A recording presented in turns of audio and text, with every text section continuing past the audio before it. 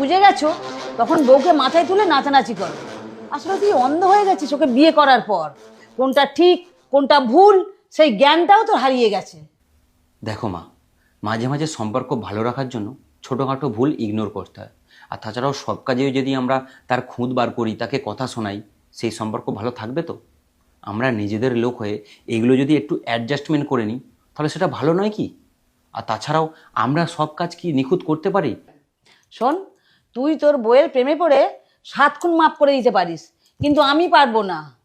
তাকে তো বাইরের 1000 টাকা সামলাতে হয় না, তাই সেই বাড়ির এতটুকু কাজও ভালো করে করতে পারবে না।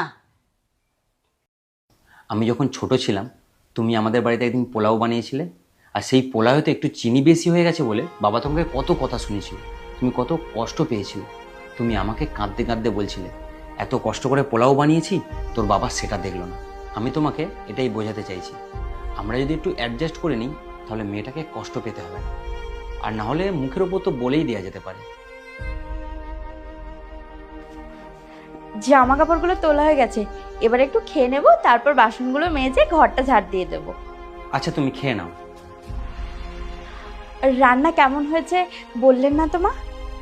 রান্না খুব ভালো হয়েছে বৌমা, আমার খুব ভালো লেগেছে। থ্যাংক ইউ মা। আর একটু দেবো কিছু?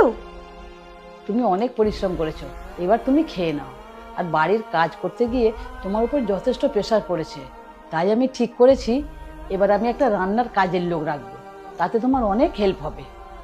এ বাবা, না না, এই তো কটা কাজ আমি ঠিক করে নেব, আপনাকে কোনো লোক রাখতে হবে না। এটা নিয়ে আমরা পরে আলোচনা করব, তুমি এখন যাও, গিয়ে খেয়ে নাও। হ্যাঁ বৌমা, তুমি খেয়ে নাও, যাও। আচ্ছা ঠিক আছে, আমি যাচ্ছি।